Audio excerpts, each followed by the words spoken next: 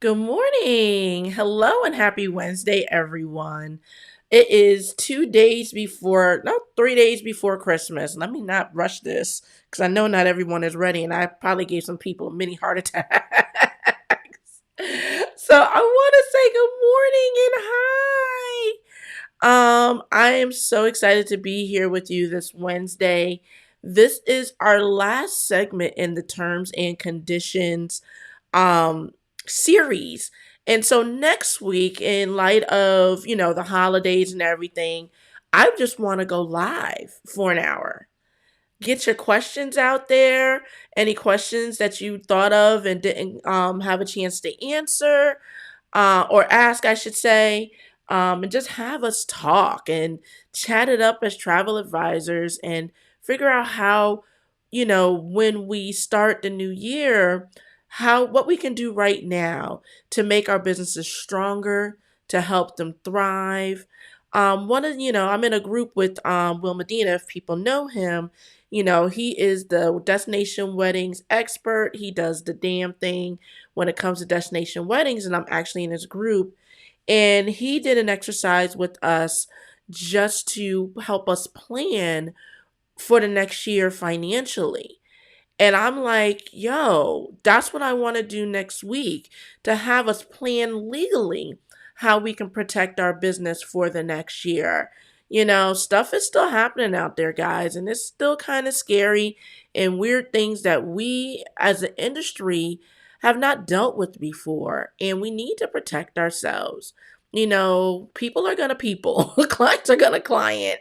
And we can't protect ourselves from everything, but we can learn from each other and we can see what's happening. And I learn from you guys in our groups every day about the shenanigans that are happening out there, whether it's dealing with suppliers, whether it's dealing with clients, and everything in between. We need to make sure that we are good so our businesses can thrive. And the people responsible for that is us. So my hope is to continue to give you information to help you thrive. So hopefully you find my channel a good resource.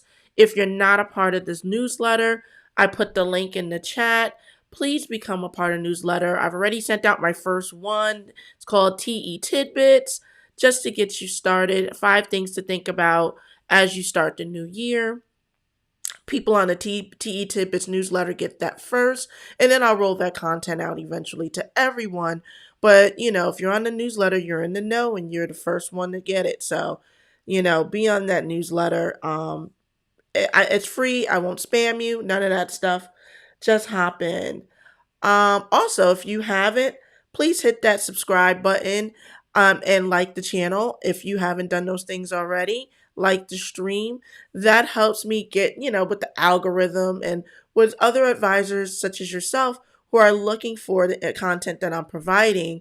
Hopefully you think it's good content because you're here today and you're taking your time, and I thank you. But I want to be able to be easily accessible to other travel advisors such as you. So by subscribing and hitting that like button, it helps with the algorithm. So when they do the search, I can come up easier and quicker. So I want to take a moment and say hello to people who are here.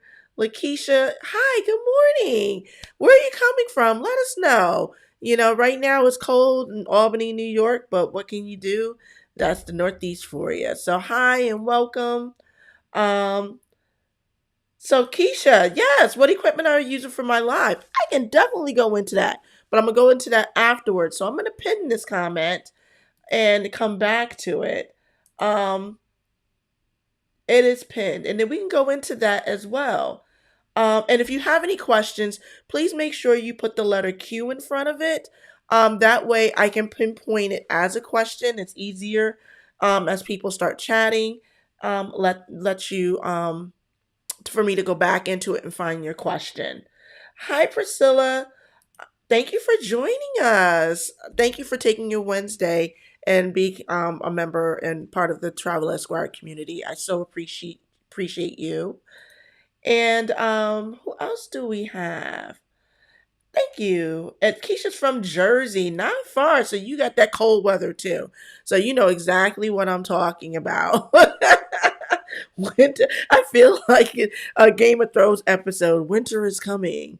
Yeah, we had the solstice yesterday, so winter's here. So time to bundle up and all that other good stuff. So yeah, so let's talk, guys, about the last part of the terms and conditions series, which is enforcing your terms and conditions document. So we've learned already what they are, how to distinguish your terms and conditions document from your terms of use document. We've also described, what you should try and put in your terms and conditions document, some things you should try to avoid as you're drafting your terms and conditions document. So hopefully by this time we have a whole document ready to go. It feels good. You've read it a couple of times. You've plotted through your client journey to make sure that you covered all of the touch points that you have in your client, or you try to estimate things where things can go wrong throughout the client journey, and has handled that in your terms and conditions document. So now you have this pretty document. It's longer than you thought it would be, but it covers all the things you want it to cover. And now somebody comes and wants to test you on that document. What do you do? Right? So now we're talking about enforcing them. I'm going to start with one of the biggest things, and hopefully you'll understand this when I say it. If you know me by now, I'm a straight chaser to the point, and I'm going to be that way now. Your terms and conditions document is only as strong as your willingness to enforce it. Period. So if you're not willing to enforce your terms and conditions document, all that work you did was for nothing. So I'm going to repeat that again for the people in the back. Your terms and conditions document is only as strong as your willingness to enforce it.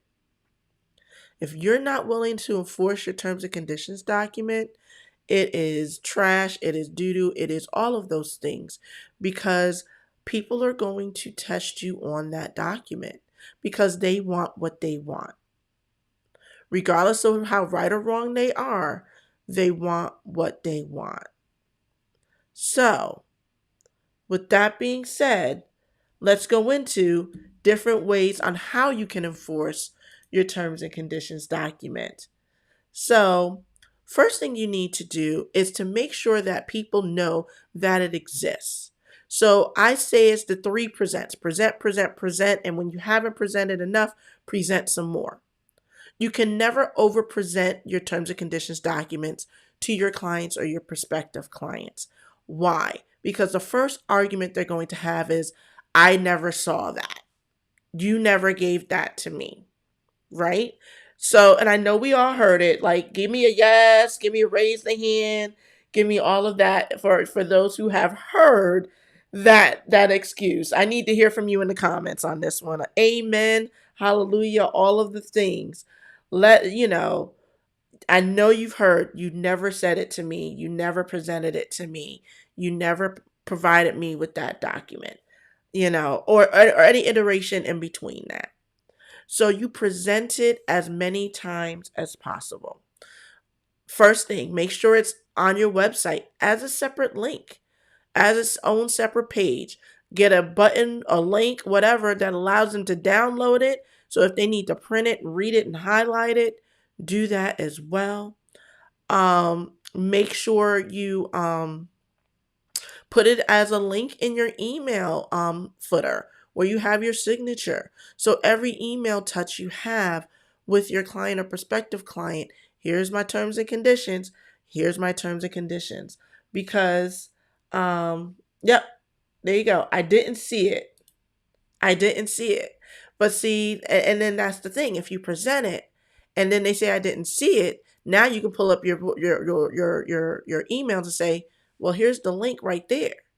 Here's it's when you sign, like the other thing I was going to go into, whenever somebody signs for their credit card, that be part of their disclaimer with the link to your site. And then you can say, well, you signed that you've read and understood the terms and conditions with the link. You signed it every time. So I use TravelJoy as my CRM, and it allows me to capture a signature every time my client makes a payment on their vacation. So whenever they do that, above it is a disclaimer that says, I understand and have read the terms and conditions of Legally Pink Travel. And they sign it every time, and there's a link. So it sort of alleviates, I didn't see it. No, you chose not to read. Let's be real about that. I may not say that to them off in that way, but I will say, well, I presented it here, and here it is, and resubmit that to them so they can see. So, present it as many times as possible. Put it in as many places as you can. It is a link. You can drop it wherever you can and wherever you want. So make sure you present it enough times. And if it's not, and even if it is enough time, present it some more. Okay. Secondly, get a signature. As I said a few minutes ago, every time a client makes a payment, every time they accept a proposal, every time I send them the proposal is my link to the terms and conditions document, and I have them electronically sign that they accept it each and every time. Where this comes in handy is when you have a chargeback situation where they're saying, oh, they didn't tell me what the policies are. Now I have every email, I have every invoice, I have every place where they accepted where they said that they've read and accepted the terms and conditions document and they agreed to it. So that makes my chargeback case stronger. That does not mean that I'm going to win that chargeback because let's face it, there's some credit card companies that are just consumer friendly. It doesn't matter if you sat there and they confess that I signed for it, they're still going to win the chargeback. That's just the reality and the nature of the business. But with that being said, I have enough here to show that I've done my due diligence to present the terms to you. It's sort of that old adage, you can lead the horse to water, but you can't make them drink. Same thing here. You can lead them to your terms and conditions, but you can't make them read them. But you have to do your job. You have to do your part in it to make sure that they have an opportunity to read them. Okay? The fourth thing, because I said post them on your website, present, that's second. Get a signature is third. So the fourth one is to refer to them where there is an issue. Now, this is the hard part for us because we want to make sure our clients are, we want to make sure that our clients are taken care of. We want them happy. We want them to know that we're there for them. We're on their side. We're their advocates. However, it's very, very hard. It's very, very hard to to do that when they're coming after you because of a policy. And sometimes those policies are not policies that you put in place. Again, our job is to present it to them. They have to understand it. They have to read it. And if they don't, you can't make them. You can point them in the right direction. You can say to them, look, this is what we need, so on and so forth. But you can't make them read it. But you have to enforce it. Or else if you don't enforce that policy, then again, your terms and conditions document is not your terms and conditions document aren't worth anything. And it's hard. That doesn't mean that some situations you may not waive your provision or your policy. And you as a business owner need to figure that out based upon the situation. But if you're going to charge a fee and you say in your documents you're going to charge a fee, charge that fee. If they need to cancel within a certain period of time or else there's a late fee, you need to hold them to that fire. Because let's think about it, when somebody has a bill, if you don't pay your light bill, they're going to shut off your lights, right? If you don't pay that mortgage, they're going to come after your house, right? If you don't put gas in your car, it's not going to run. There's repercussions to that. And people who are coming to you are adults and they understand those repercussions, right? So that's the thing. The terms and conditions are to protect you as your business. And our time, our talents, our knowledge, our expertise are worth something. And you have to show them that you're worth something. So if you charge that fee, charge that fee. Don't waive it. Stand true to it because you're worth it. If you tell them that they need to cancel by a certain date or these are the repercussions, then these are the repercussions. And we're all adults. We're all grown. And there's consequences to actions or inaction. And they have to feel that. It's hard. It's a hard conversation. Definitely be professional, but definitely have your ducks in a row. When you have that conversation, have your stuff with you. Have your proof in front of you. Be able to say, here's the documentation that I sent to you. A lot of times this conversation is coming, and when you don't, you can say, hey, let me get back to you, let me do some research, and then get back to them. After you gather all your documentation and you figured out what you want to do. Talk to your peers that you trust. Hopefully that, you have peers. Talk it through if you need to. Role play if you need to. Nothing wrong with that. Because some conversations are hard, but you gotta have, you're in business. You're a boss. You're out here doing what you need to do. So part of that means having hard conversations. And follow that conversation up with an email. Because what you don't want to do is you have a conversation and they agree to something in the conversation and then they come back and say, I don't agree. Follow it up with an email and say, and this is just an example. It was great talking to you today. I just want to recap our conversation. You came to me asking to cancel. It's after the final payment date. I explained to you what your options are. They're A, B, C, and D. You chose D. This is what's going to happen. If you need to follow up with them, say that, I'm going to reach out to the supplier, make sure this gets done. You should hear from me within a week, couple days, whatever it may be. Thank you so much. And I'm done. Because what can happen now is if they come back to you in 2 weeks and say, well, I didn't agree to that or I changed my mind, you now have it in writing, your conversation with them, and they can't change their mind. So it's very important that you that you memorialize things in writing as your backup, because that's going to help you as well. Now, if you have questions, don't forget, this is a lot, I go through my information and then after that, it's a live question and answer. So put the Q in the comments, ask your question, let's get to it because I want to hear your questions. I want to hear, especially that last part. It's difficult as business owners. So I know that there's questions surrounding that. So let's talk about it. That's what we're here for. We're here to talk. So let's talk about all of those things. So those are the 4 things that I believe you should do to enforce your terms and conditions document. If you made a mistake, own up to that mistake, make it right.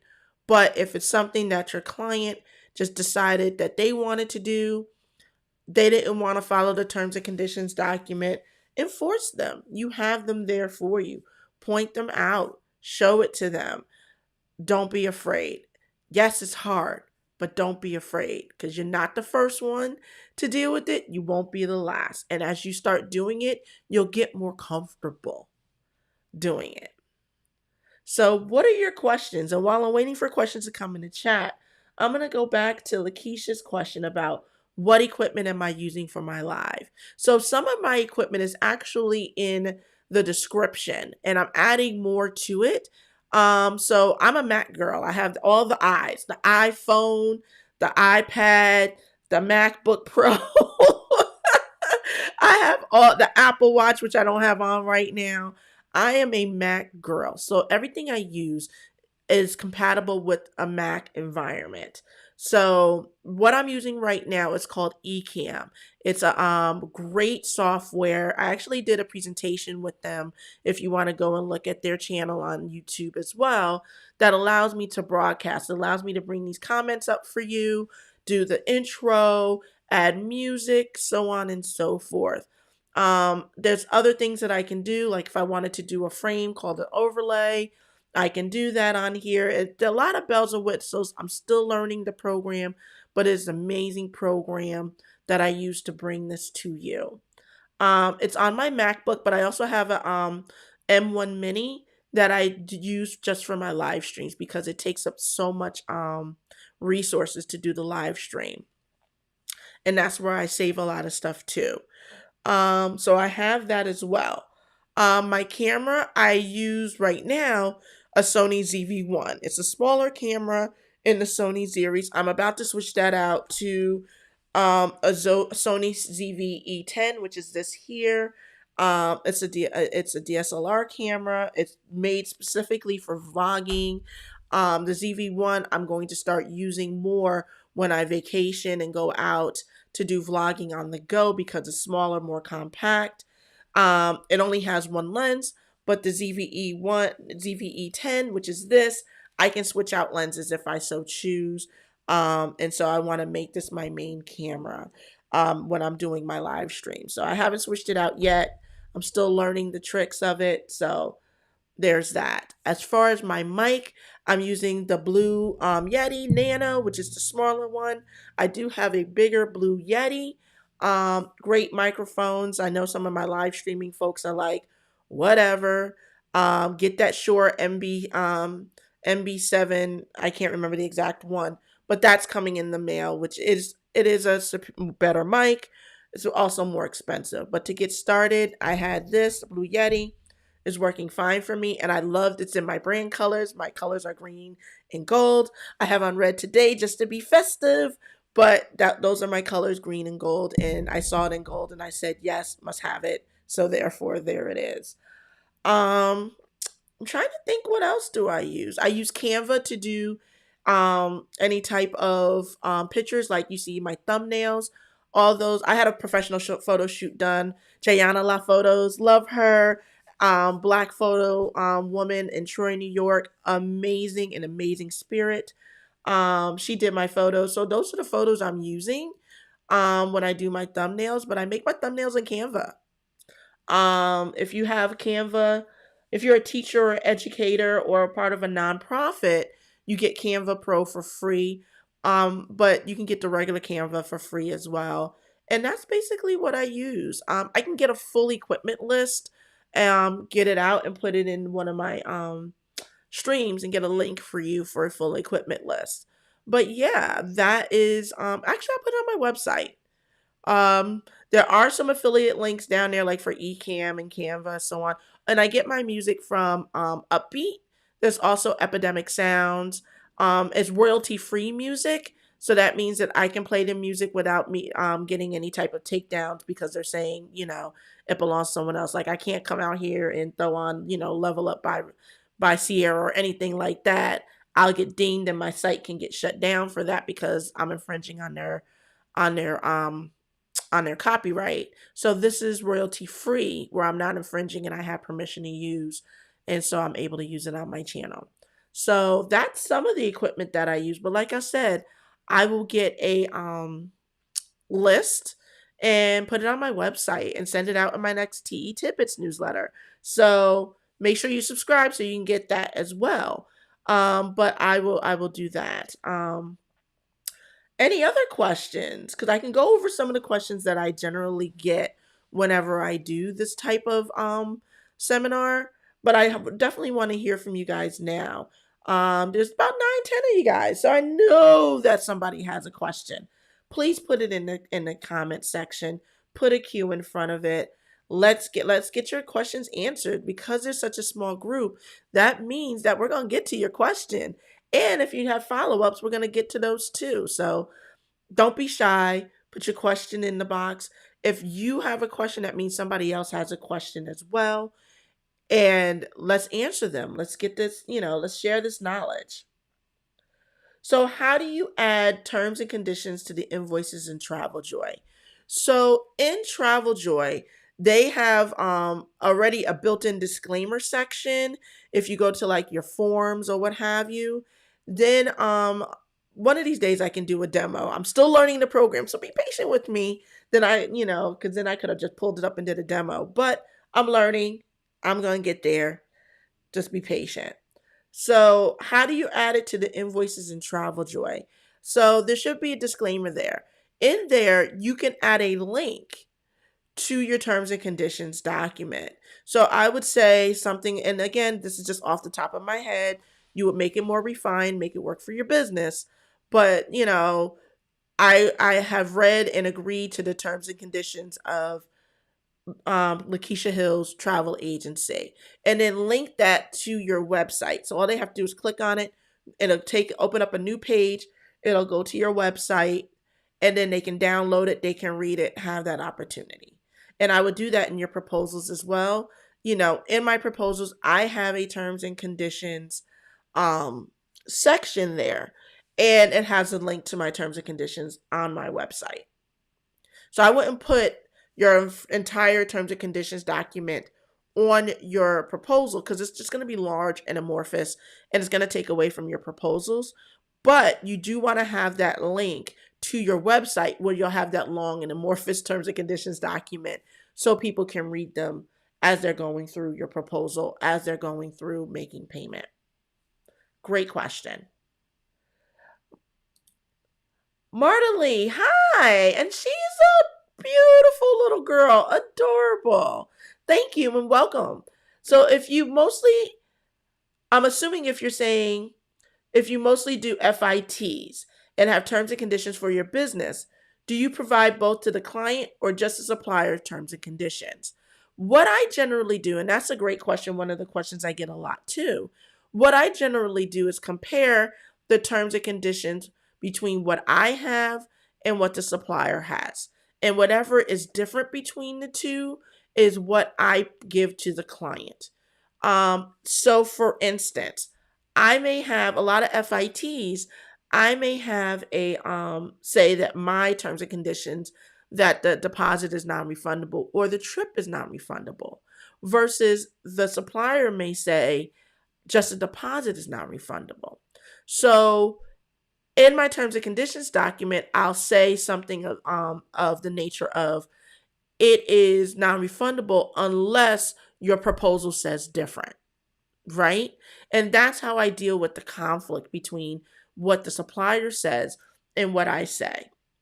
And then in the proposal, it'll say what the return policy is.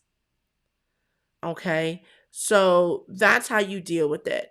But again, look at your terms and conditions and see what's different. And whatever is more stringent is the one you really should put forward because that's the one that your clients are going to, pay attention, be held to, that more stringent term. Hopefully also you guys are padding your dates as far as your final payment date and everything to make sure you have some wiggle room for those clients who, pay a little late, so on and so forth. But that is a great, great question. So another question I get, and feel free to ask any more questions. You can ask more than one. You are allowed to ask more than one question in here. So another question that I get is regarding enforcing the terms and conditions document. What happens if I do a chargeback, if I get a chargeback and I lose the chargeback? What are my options? Is that it? That is not it. You have to figure out in your business whether or not you want to move forward. So the credit card companies are not a court of law. So what does that mean? That means that the person who provided you the credit card and said whatever they said to the credit card company for the credit card company to say, you're not allowed to have these funds. We're taking them away from you. They're only the final arbiter of what happens with those funds in relation to that credit card. That does not mean that the debt owed to you from those from that chart, from that client are still not owed. You know, um, so that's the thing. So your next step would be to go to court, whether it be small claims court or whatever court there is. You have to figure that part out because of the where you are. Hopefully, in your terms and conditions document, you have something that says that the courts, any suits that need to be filed, should be filed within courts in your city and state. If you don't, I say get that in there now, because what happens if they lose their chargeback? They do have a right to sue you as well to get that money back. And you want to make sure that that venue is more it works better for you and your business. You don't want to be in New York and have to fly to California for whatchamacallit, to either file a suit or defend a suit. That's going to cost a whole lot more than whatever money that you may owe that person. So you might as well just pay them and keep it moving. But what you want to do is to make sure, that they come to you, make it a little bit harder. But if you have to file suit against someone, it's easier for you as well. So with that being said, excuse me, with that being said, it's important that you understand that you can file a suit against someone. But that's a business decision, right? It's totally up to you if you want to go that far. Some people are like, whatever, I'll let it go. Some people, are like, nah, I don't want to let that go. This person didn't treat me well. This person was mean and nasty to me. And, it depends on how much it is. A $2,000 trip, you may be like, whatever. But for a $20,000 trip, you're like, no, that's not whatever. That takes a huge hit to my business. So you really have to make that decision based upon, how your business is run, the type of financial hit it takes to your business, and sometimes on principle, but make it a business decision. Okay. So though that's your next option, you can sue them, because just because the credit card said no doesn't mean that the court's going to say no. So, great question, Marta, and I hope I'm saying your name correctly. And if not, please put it in the comments how I should say it, because I want to be able to say your name correctly. How would you find the correct wording for arbitration in your state? And yes, it does make sense. So arbitration clauses, you just do a Google arbitration clause. It's just really not a state-specific clause. And if you look at the clauses and term conditions for major companies such as Amazon, Best Buy, all of those places, they have arbitration clauses in them. Grab terms and conditions of somebody that you are currently subscribing to. You can get ideas of different arbitration clauses in there as well. And so one of the things I might do, you gave me a suggestion, is to put one in my store. So in case you didn't know, I do sell contract templates. I am opening up a whole lot starting at the beginning of the year. Right now, I have terms and conditions in there. I have a privacy policy that I'm upgrading to subscription service. And I also have a COVID-19 waiver in there. But there's other things that I want to put in there, like a group leader contract, some disclaimers that you should have on your site, so on and so forth. And that's under... oh, thank you. I am saying it right. Yay! And that's going to be under the Travel Esquire'd brand. And I'll put my website in the comment. But I want to start doing more done-for-you services to empower you guys as travel agency owners to who may not have the ability or the resources to hire myself or another attorney to do these documents for you, but want to still be protected, have some done-for-you documents for you so you can go ahead and have that protection and feel empowered to, take control of your business in that way. So that's what I want to do for you.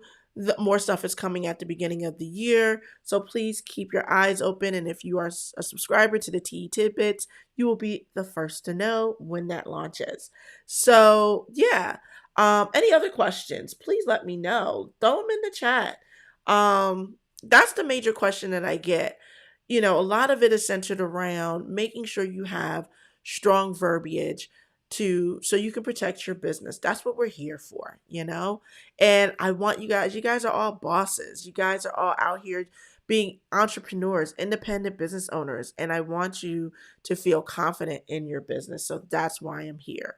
So for those who did not come in at the beginning, I want to let you know next week's session is going to be on the 29th, right before New Year's, and it's going to be a live. So please bring other travel agents with you. It is sort of like an ask an attorney type session. We're going to be on for an hour. Ask me your questions. Come with all of your questions. It doesn't have to be terms and conditions related. It can be anything dealing with your travel business. And we're going to go through all of your questions. So it's going to be a live conversation between you and me. And hopefully I can get your questions answered before we start the new year. Also, some upcoming things for the channel in the new year. I'm going to have some guests come on. Every third Wednesday, I want to have a guest just to bring different perspectives about the travel business and how with the legal spin on it. We're going to have some marketing. We're going to talk about charging fees. We're going to go into the travel insurance policies and plans and the changes you should be aware of, as well as dealing with influencers, dealing with third parties, working with virtual assistants. All of those things in your business and how you can legally protect your business as you start branching out and doing other things and building and learning and growing. So, third Wednesday of every month, we're going to have guests come on, guest speakers, and we're going to talk about it. We're going to dig deep, get in the nitty gritty. So, hopefully, you can join us. And if you can't, you can always check this out on the replay and then ask your questions in the comments on the replay. I always come back and respond to comments. So please don't think that just asking them in the ether. You're not. I come back and respond. So are there any other questions? Because I'm here for you. I want to hear your thoughts.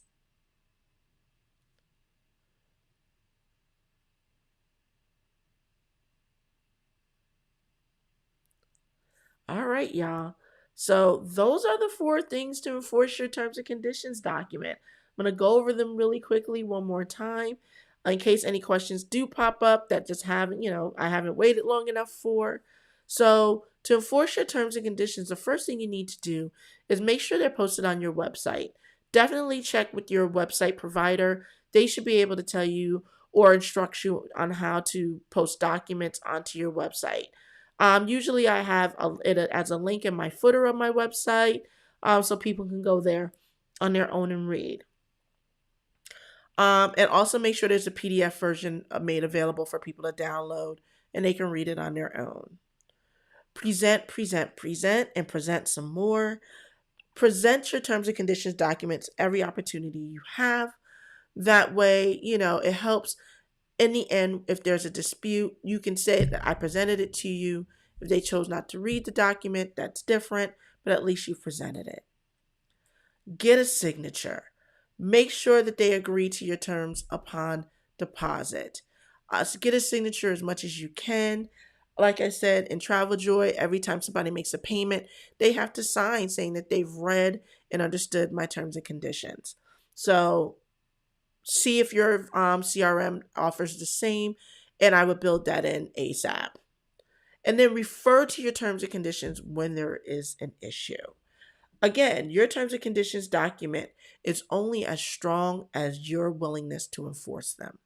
If you're not willing to enforce it, all the work you did to make them pretty, to make them work for you, is for nothing. So if there's a dispute, refer to your documents. Remind your clients that they said that they read and they signed that they read and understood them. And if they had any questions, they should have came to you at the beginning. We don't expect our clients to memorize the terms and conditions document, but we have it there for them and we remind them of it every chance we get. So that's where we are. I don't see any more questions in the chat. So what I am going to do, I'm going to let us go, but I do want to wish you and your family a very happy holidays. I want to wish you guys love, peace, and joy. And please hold on to your loved ones. And if you lost anyone during this season, my condolences. I know this may be a hard time for you, and know that my thoughts and prayers are with you and your family. Enjoy the holidays, everyone. If you celebrate, have a happy or Merry Christmas, Happy Kwanzaa, and all of the good stuff. And I will see you on the stream next week for our live stream. Come with your questions, bring your colleagues, and let's get to work. All right, everyone. Bye.